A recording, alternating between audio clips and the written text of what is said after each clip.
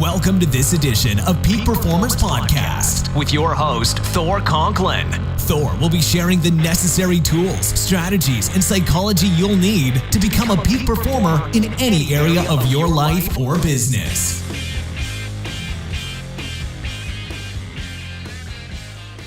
Welcome back to another episode of the Peak Performance Podcast. I'm your host, Thor Conklin, and today is an interview that took several months to make happen, but we finally did. So we had internet problem after internet problem, but we are back, we are live, and we are ready to go. So sales, social media help, all those areas. If you're not selling enough and you're not having issues on your social media, you are going to love Jennifer. She comes from New York City, and she's going to tell it like it is. I love when I get somebody on the show, Jennifer, that actually speaks my language.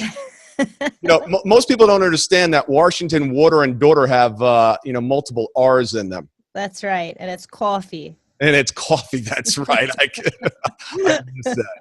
Missed the coffee. Well, let me give you a little bit of her bio. Jennifer Gluckow, a Northern Smarts New York City savvy, a rare combination that has her positioned as the next big thing in sales. Okay, she's not all New York. She's traveled the world, educated in the Northwest. Oh, I'm sorry, Midwest, not the Northwest.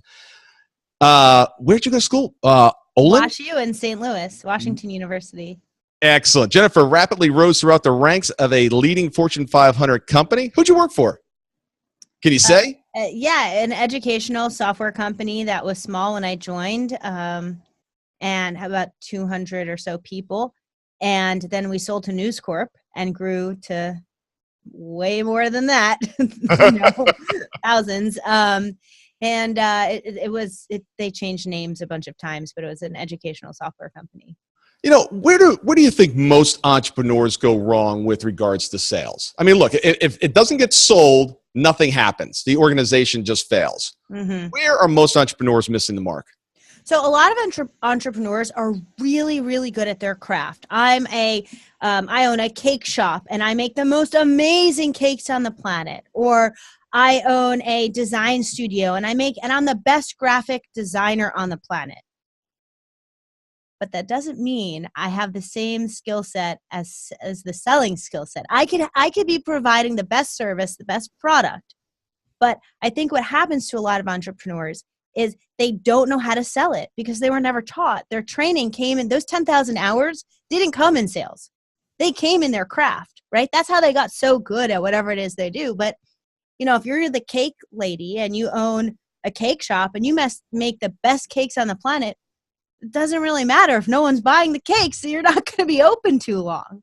And so I think what happens is a lot of people think, I am so good at this that I'm going to start my own business. I'm going to create my own income by selling this thing. And what they realize when they start is like, oh, wait, how do I even sell this thing? Where do I begin? And they don't realize how important belief is, how important attitude is in selling. Like things that you wouldn't even think are important in selling are important. So what do you tell a small entrepreneur just getting going? He's got his little baby, whatever that is, whether it's a service, whether it's a product, doesn't have a sales background, doesn't really have the money to hire somebody to do sales. Where's he start or she? You need to make sure your sales skills are as good as your trade skills. And that may come from taking online courses, reading books, invest time in actually learning how to sell.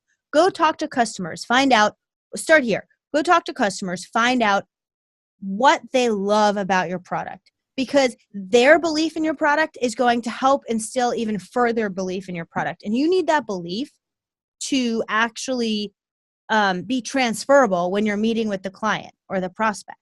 And so actually sit down and outline, like, why do I think my product or service is the best on the planet? Why is my company the best? Why is working with me the best thing to do on the planet? And outline those beliefs so that you have that list. And those are the key point. Those are the messages you're going to need to transfer when you're meeting with a prospect. I find a lot of times too is that people aren't good at it right away, so they don't want to do it. And of course, you're not going to get better at it until you do it. We all start off doing it poorly. When I first learned how to tie my shoes, I was really bad at it. I'm still not very good at it. I got to put out an ebook. I just got these new shoes. Can you see them? They No, have no no laces? ties. They have no laces. They're so amazing. It's like wearing a sock with a sole. Is that an On shoe? It's by APL. I'm Okay. obsessed with this company, but there's no laces. I love it. I love that. Today's show brought to you by the sneaker company. But it's true. We all start off doing things poorly. That's where everybody starts. I think also there's a fear of rejection. So Yeah. You have built this amazing thing, whatever it is, a widget, whatever, right? And then you go in there and someone doesn't want to buy from you. Oh no. When I was early in my sales career, I had to figure out a way to start loving the no's. And so what I would do after I was selling Cutco knives, and there were some people who just didn't want knives. They had knives already, or they didn't some people bought from me even though they had knives and didn't need them. But there were a lot of people who just had no desire. They had been pitched Cutco knives by all of their other friends' kids and just didn't want them. And that's fine. But I had to realize you can't take that personally. Okay, so for your listeners out there, just because they don't want to buy from you doesn't mean that something's wrong with you or they don't like you or they don't like your product or service. Okay, so you have to separate the rejection from the personal piece. And once you can do that and realize it's don't take it personally, and then you can put a positive spin on it. So yes, I got another no. And now that means I need 3 more. And Jeffrey always says this thing, Jeffrey Gitomer, who you interviewed, always says this thing first no of the day, I need 3 more to get to yes, and if you take that attitude with you on every sales call, it's not going to matter if you get a no. You're going to be wanting more no's just so you can get an answer and move on to the next one. Yeah, no question. I tell you, that Cutco company is really interesting. Some of the people that company has turned out have become amazing entrepreneurs. It's amazing sales training. It really is. And they teach you all of these things at a very young age where you don't care as much, because when you're in the real world and now you have to make money and pay bills and all that, the stakes are much higher. But when you're young and you're just there and learning, it's amazing. Yeah, I was doing life insurance sales at 18 door to door. Oh, wow. Yeah. Wow. I was not very successful at it, but I was very successful at getting no's. There you go. Yep. Had my briefcase, had my business cards, my little tie. I was set to go. That's a hard thing, door to door. I mean, people usually buy life insurance from someone they know. Yeah. Well, I was, banging on the doors of my neighbors. Hey, you remember me? Down the street. I always love that SW. Some will, some won't. So what? Someone's waiting. Exactly. Yeah. Yeah. I actually modified that. I some will, some won't. So why? Instead of just skipping to the next one, take a moment and figure out why. Mm-hmm. What's the reason? Because if you can start figuring out what the reasons are, your percentages are going to go up. So just don't immediately skip over and just, they said no, I don't, I assume that it was for this reason. I love that. I would even insert the so why after some will. Yeah, that's good. You have to understand why they're buying after they buy so that you can keep repeating that kind of sale. Absolutely. And why they're not buying it's good information. But I would insert it after both. I love that. I love it. Yeah. It'd be the 5 SYs. Now say that 5 times fast. That's right. I'm gonna skip on that one. But it's so important because on the sales, and even when you find something that's working, it doesn't work forever, right? I mean, there used to be ways of doing social media that were just golden. I mean, it just worked. And now when everyone starts piling on, it's like, okay, that doesn't work. So you've constantly have to be adjusting and morphing into that, innovating into the next phase, because what customers used to buy and react to may no longer be working. And it's really hard to give up on things that have worked. Yeah, I think that some people who have been selling for the last couple of decades don't even want to admit that their way is becoming outdated. I give seminars all over the country, and people will say, I'll ask how many people are active on social media. And there are so many people that do not raise their hand. Like most of the audience is not active on social media. And I'm like, why? Like, why do you think that you should be missing out on millions and millions and hundreds of millions of people that do not need their business? They're like, well, it's always worked this way. Okay, so now the young kid's going to come in. I hate to say it, but they're doing both. They're doing the older school method, right, where they're building relationships and knocking on doors, and they're adding in social media. Man, it's, you're going to get behind. What do you think the next thing coming on the social media front? Well, I think that let me talk about the now thing first, and then I'll talk about the next thing. The now thing is video. So if you are not, you need to be doing live videos on Instagram, on Facebook, and sending videos. So if you're a salesperson and you don't want to go live, okay, whatever. You should, but we'll talk about that in another podcast.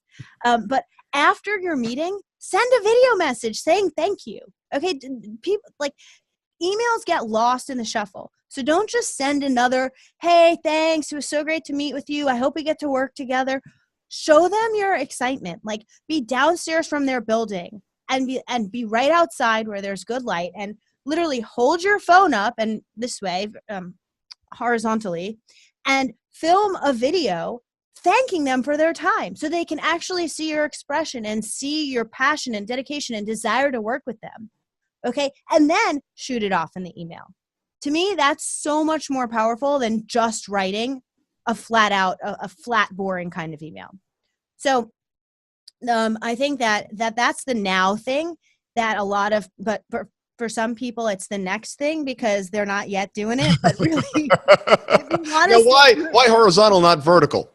Because if you do it like this, then you get the two sides. Like, when it just doesn't, like, if you post it on anything else in the future, except for like an Instagram story, it's going to be formatted the wrong way. Okay.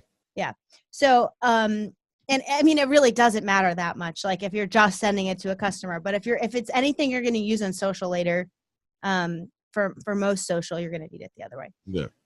But for a lot of people, it's the next thing because they're just not doing that yet. And that to me is an amazing way to build rapport because they know that you're not just taking a templated email that you have that you send to every single person to say thanks, looking forward to next steps, but you're actually taking time. And how much time does it take? It takes like 20 seconds. Faster than typing it. Literally. Yeah. The hardest part is just getting on Wi-Fi that's fast enough to send the video. But I'm certain we can handle that. Okay. And do you recommend texting those or emailing them? Okay. So I recommend texting them, but that requires you get their text. That requires you have built enough of a relationship and enough rapport to get their mobile number. Yeah. Not every salesperson does that, but the top performers are definitely doing that. The top performers are getting the phone numbers and sending texts and sending video messages. I worked with someone. I messaged someone on Instagram. Like the next thing I think is like everyone's getting hired by Instagram right now. It's so crazy. Like people my age and especially younger, I think, are searching for things like how-to videos on YouTube and answers for their questions on YouTube and Instagram instead of just Google. Okay. It's not only like Google is the main place anymore. Like I find myself doing it too, where I'm searching for answers on Instagram. Okay. And the last 3 people I've actually hired as vendors for my company, I've sourced through Instagram. Okay. So I didn't even look at their website. I looked at their Instagram. Just think about that for a second. Like that's powerful. And so tell us what were they doing? Give us an example of one of them. One of them teaches an online course about courses. Okay. One of them does some kind of design stuff. Okay. And so that does make sense that would be on Instagram, but, and one of them teaches, social media kind of really new age strategies. And so like really, so on Instagram, how did they show kind of their work? It made sense for the person that was doing the design, design, right? Yeah. But the other, hashtags.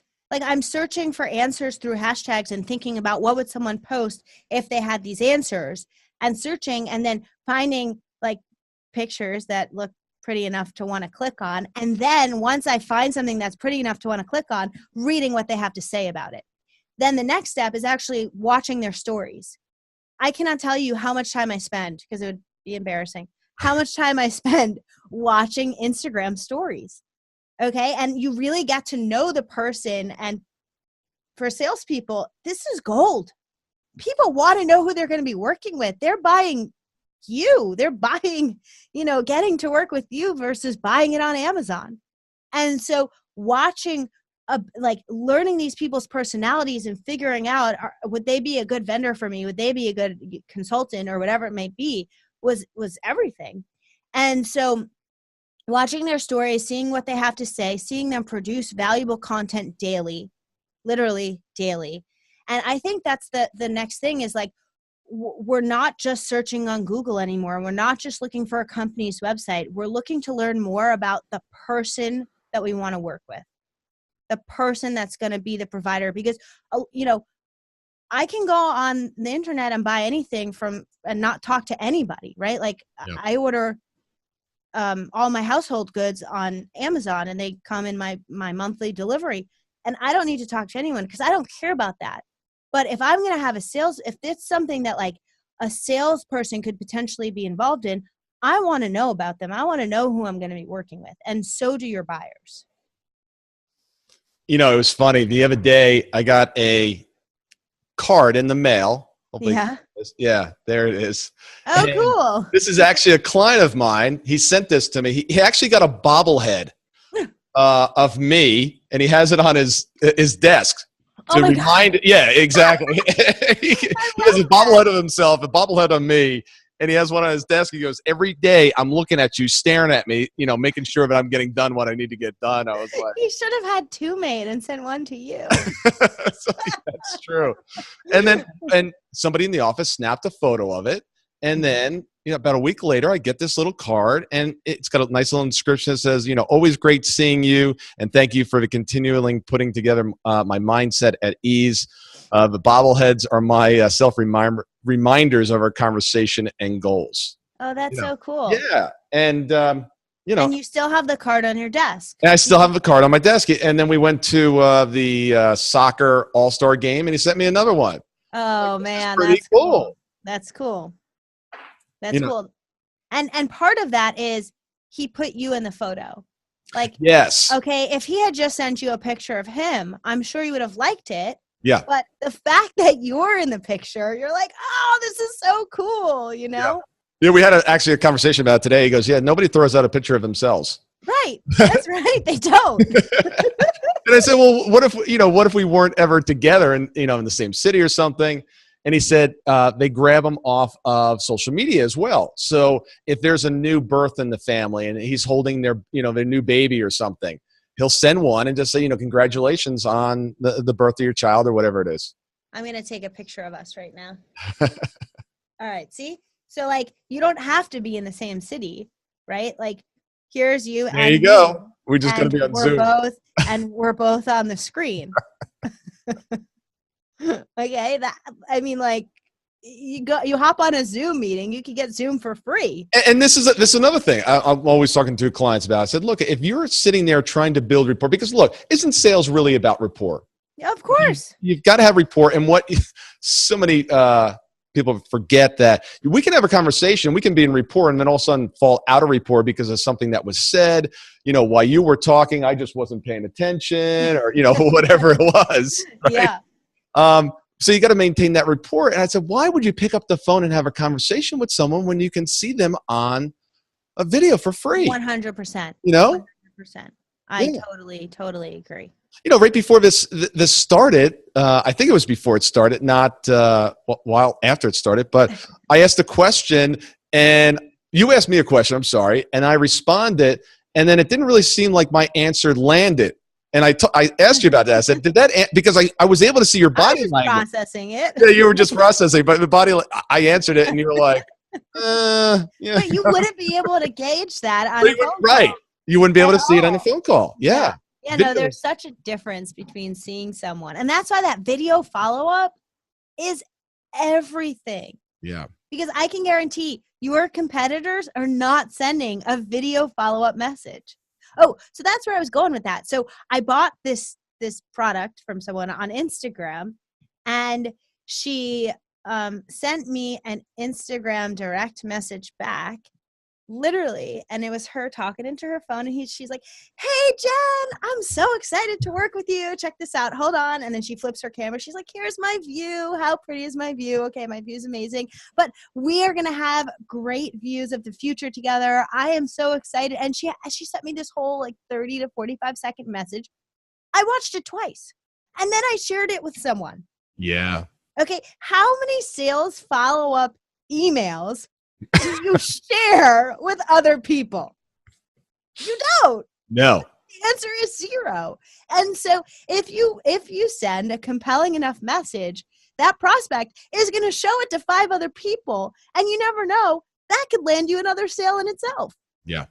Yeah. And that's where, look, let's face it, that's where most sales come from, right? If you're looking for something and you talk to your friend and say, "I'm looking for something like this," you're like, "I know who to call.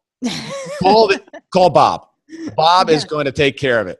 Exactly. What do you do? You call Bob. I get phone calls all the time. I almost tell my clients, I'm like, can you just not tell, the prospects that you're referring to me as much, because they call up and they go, "Hey, Thor, Bob uses you. He said I have to use you. I'm hiring you. Oh, by the way, what do you do and how much does it cost?" Right. That's the by the way. They don't care how much it costs at that point, because their friend told them you're great. Exactly. I just had to hire an electrician for something. And so I called him, and he said, I get this auto response that's like, "I am busy right now. Please send a text." So I'm like, okay.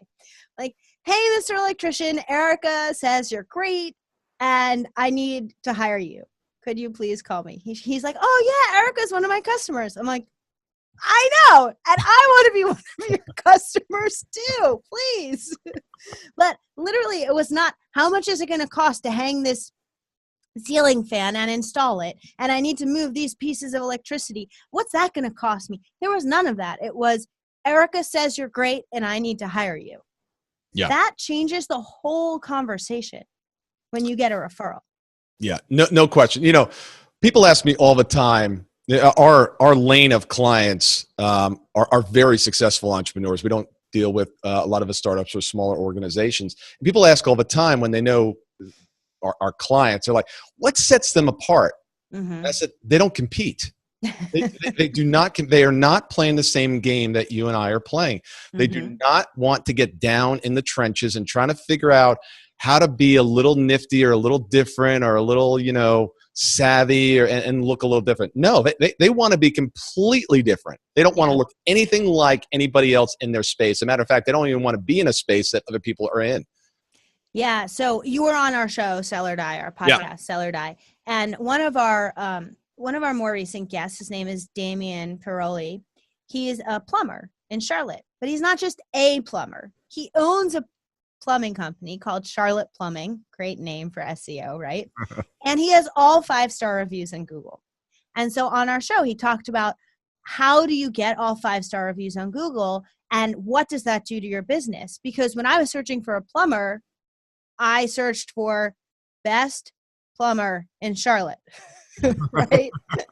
And who do you think came up first? And then you start reading all these reviews. And so one of the things he does, this is pretty cool, he talks about it on the episode, is that he actually has the plumbers go to, like when they start out, go to some of his friends' homes for like real jobs, but fake jobs, like jobs that actually need to get done, but the customer is not really paying for them. And the customer is a reviewer that then goes back to Damien to tell him how they did and what they can improve. Ah. Yeah. So he's finding out. So if you have a service-based if you have a service-based company and you have people out there, they're representing you. Every single person out there, salespeople are representing you. Okay. And he wants to know, how are my people doing? Yeah. And so he gets an honest review from his friend. Like, this guy was very friendly. He took off his shoes when he came in. he treated my home like it was his. He cleaned up after the job, or if it's bad, it's bad. Yeah. But then he has the opportunity to have that conversation before they're out in the world of, more critical customers. Yeah. The other night, about 2 months ago, I took an Uber. The Uber showed up and had a placket, like an iPad with my name on it, like a chauffeur, Yeah, of course. an Uber driver. Oh, So that's so cool. had my name on it. Get in the Uber, and then he had a disco light. And the inside of it, I forget what kind of car. It was like a little kind of minivan kind of thing. He goes, "What kind of video karaoke do you want to sing?" Oh my God. I love that. And literally, it was so of a night. I was literally going a mile. And I'm like, I just want this thing to last longer. I mean, the guy was just absolutely phenomenal. I think I left him a $10 tip on like a $3 Uber ride. I wonder how many people do that. He must be making bank. Yeah. And it's not that difficult, right? Just go the little extra mile. He opened my door for me. But no one does that. No one does that when you get an Uber. They don't even. One does.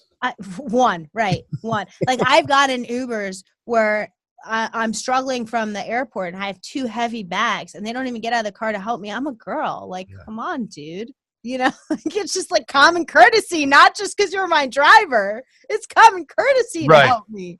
And they just don't do it. And so when you do go the extra mile, that is seen, every single time. I bet so many people appreciate that. Yeah. I mean, it plays and it pays. Exactly. Stand out. If you're an Uber driver listening to this, put a suit on, put a little chauffeur cap on. Exactly. Oh, how much time does it take him to put your name on a sign? None. Like 3 seconds. Yeah. 3 seconds, and you feel special. Yeah. And we got to sing. We got to sing. What did you sing? I don't remember. We were drinking. That's what they all say. I don't remember, but there was drinking involved beforehand. So it was a lot of fun regardless. Oh, that's funny. You definitely don't want to hear me sing, though. I only sing in the shower where no one else can hear me. So, Jennifer, tell us some of the things. Give us some kind of a case study and some of the things that you do for organizations to help them in the sales and the social media areas. Yeah, so I do consulting, like one-on-one consulting, or I'll consult with the whole team. And I give talks. So I go all over the country and go to your annual meeting and talk to your people and inspire them and give them strategies that they can use immediately to make more sales. So you'll go into an organization, work with their sales team. Will you do a multiple day time with them, or do you just come in and, I know obviously the talks, but if you're working with the sales group, will you go in and do a workshop for? Yeah, I'll go in and do a workshop, and maybe over I can't speak today, over the course of a few months, depending on what they're looking for. Everything is customized and personalized because every company has different sets of needs and different teams with different needs. And so sometimes it's Zoom calls, like a monthly call with their salespeople. And other times it's, we have this annual meeting and we have 3 hours and we need you to give our people something new and inspiring to learn about and to do after the seminar. And then I create a customized message and I present to them, and it's a lot of fun. Do you find that there's some common threads that run throughout sales organizations? Oh, yeah. That, I'm always looking, for those things. And there's always seems to be some commonalities that, regardless of the industry, how big, how small, doesn't matter. One that comes to mind is I think so often as leaders of organizations, we get into this mindset of, okay, I taught it once, so now they have to, they've got to understand and they got to be able to execute on this thing. And we forget that it takes repetition, especially in sales. Yeah. And sometimes actually I have found that it's easier for salespeople to hear it from an outsider than it is from the person who's leading them every day. Especially if the person who's leading them every day has never carried the bag or sold the goods, whatever it may be. But sometimes it's easier for someone like me to come in and transfer and to say, what's your message? Okay, I got it. Now let me transfer it, or let me reiterate it. They're going to hear it from you. Let me say it again, because they're going to hear it differently, or pick something else up the second time they hear it. It's kind of like parents and kids. Yeah, exactly. Dad said to do this. He doesn't know what he's talking about. Exactly. There are common trends, though, that every company struggles with, right? Like the common objections: no one's buying right now, the price is too high, those kinds of things, or getting past the gatekeeper, asking or closing the sale. Everyone's having the same sorts of issues, and it's just a matter of coming up with creative ways to solve those issues. And sometimes those solutions are different in practicality for each company.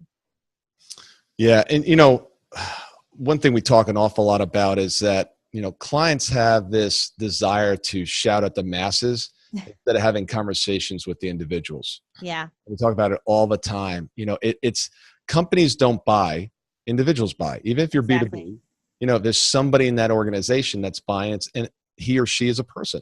Mm-hmm. And so much time and energy is spent, shouting, hoping that someone's going to hear, or you can shout louder than everybody else and kind of stand out. And that's what I love about your video comment earlier, or technique. That's the stuff that hits home and makes a huge impact, because it's personal and you're connecting with someone. Yeah. And I think that's why Facebook ads actually work better than ads on LinkedIn, is because, like, when you create an ad on LinkedIn, you're thinking advertising to the businesses. But when you create an ad on Facebook, you're thinking, I'm creating an ad for the person on Facebook, like the individual. And so now your video or whatever you're creating is so much more targeted towards an individual person and personalized, that the person receiving that message feels like you're talking to them. Like you have this podcast, right? You're not talking to the masses. You're talking to each and every individual listener. Yeah. Yeah. And there's such a difference in that. When I start first doing video, I had the guys on the team, and they were all into film. They had film backgrounds, film degrees, and they're like, okay, we want you to, present whatever I was working on. And they're like, no, you're kind of missing it. I was like, how am I missing it? They're like, look into the camera and imagine that there's a small little person in there that you're speaking to. You're not speaking to, everybody out there. You're speaking to one individual at a time. Yeah. It's that personal, it comes out of eye contact. I think so much of it is. It's so hard when you don't see the person. Our producer, Doug, does the same thing for me when I'm like filming my videos, my Sales in a New York Minute videos. Yeah. He's like, you're talking to Harry, or you're talking to Susan, like, oh, give me a person's name, or let me choose the name. But I'm looking at a camera, right? So I'm not necessarily seeing that one person I'm talking to. So it's just a different mindset. And especially if you're doing video-based ads, for your listeners, you have to talk as if you're talking to that one person. Yeah, I do a fair amount of work with Tony Robbins. I've been a trainer for him for 20 years. Mm-hmm. And people always say, it's amazing. I'm standing in a room of 10,000 people and I feel like he's talking to me. And it's not by accident. No. All of his language patterns do not ever at a live event will say, you all or everyone here. It's always you, you. Mm-hmm. It changes the entire feel of it. Yeah, and you wouldn't talk to a customer and be like, well, you all, no, here's how I'm going to help you. Well, you're from New York, so you would never say that anyway. Right, I would never say that. See, I'm from Atlanta. But you're in Charlotte. That's even more south than Atlanta. I know. They say y'all here. I can't say it very well, but I've tried many times. They're not going to convert you? Probably not. No problem. I don't say you guys, though, as much as I used to. I used to be, because that's like a New York way. Hey, no, it's use guys. Yeah. Hey, use guys. Isn't it nice though? It kind of brings it back. Oh yeah, 100%. I start talking with my hands whenever I go back. Yeah. Yeah. It's hard not to. It's hard not to. And the language barrier completely evaporates once you go back, at least for me. Oh. All right, I got a couple questions for you. All We're right. going to wrap up here. Let's hear them. So tell us about I got a better question. I love it. You're like changing the question. I'm like, it's like an audible at the line. It's like, all right, we're going to go downfield. No, we're going to do a run play here. All right, let's do it. All right, we're going to call an audible here because I'm always fascinated with this. Tell us some advice that you received that you thought was good advice at the time, only to find out years later that was not good advice. Ooh. Okay. So, well, it wasn't years later that I found out it was terrible advice, but it was actually on the spot when I found out it was terrible advice. So when I had to give my first talk as a sales leader, I was told, first of all, there was a lot of pressure put on this talk. Like, so if you give a good talk, and it was to internal staff, if you give a good talk and you get everyone bought in on this whole project that I'm supposed to lead, then I can get a promotion. Okay. So I was like, oh my God, I need the promotion. Now everything's riding on this talk. So I had, you would think, months to come up with this whole project plan and project plan and talk and whatever. I had 4 days. And I had never given a talk before. I was in my 20s. I'm like, so what's the best way to give a talk?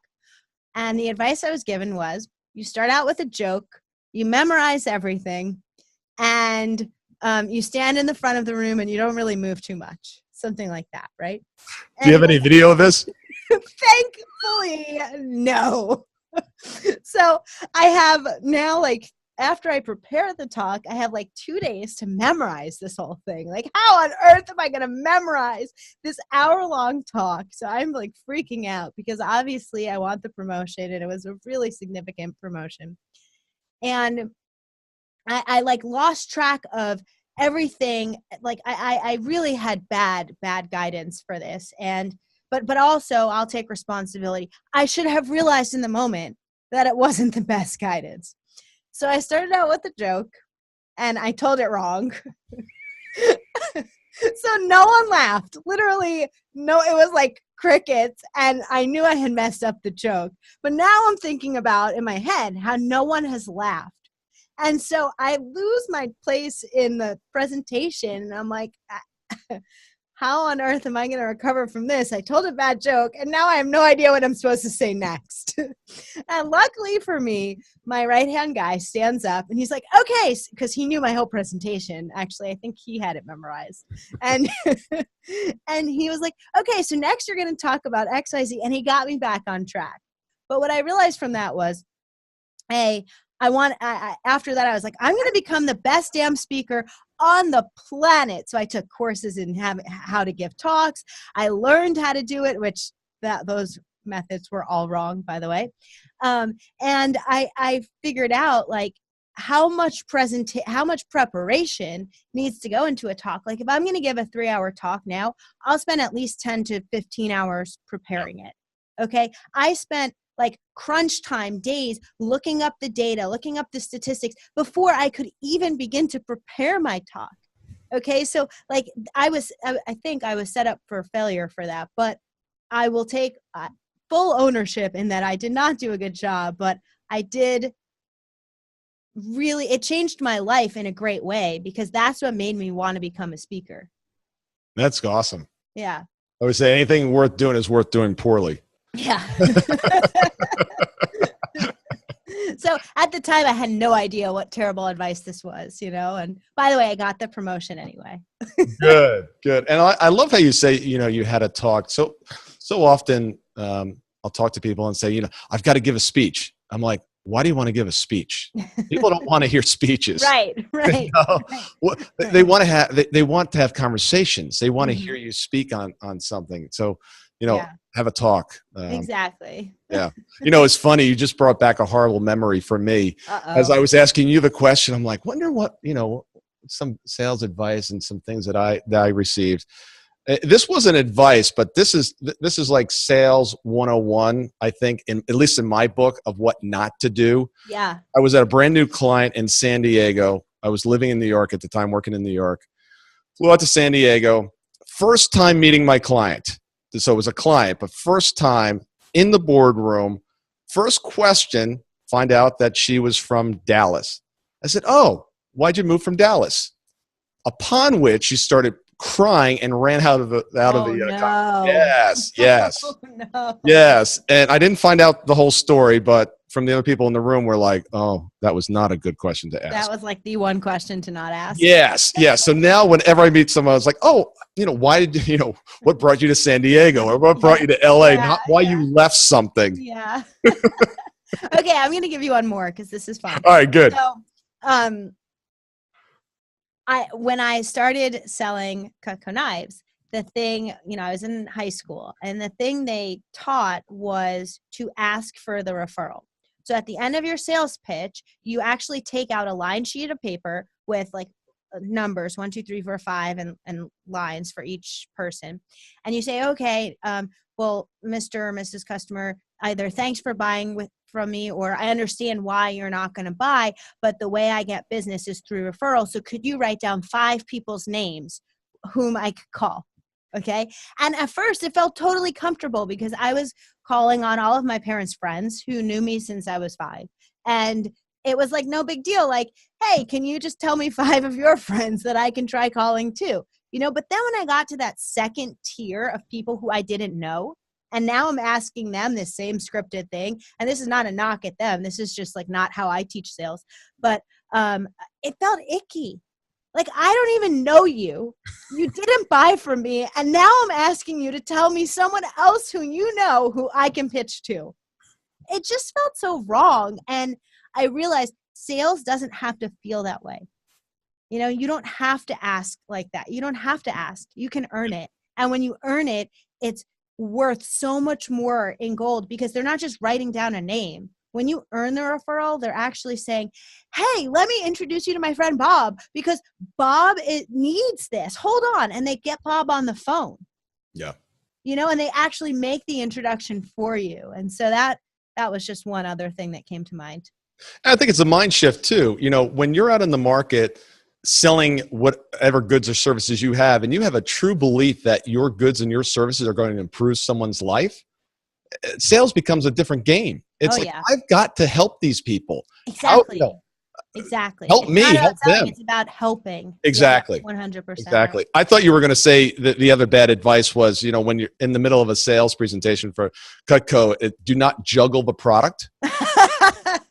Yeah, leave the knives up. Yeah, did you actually have knives when you walked around?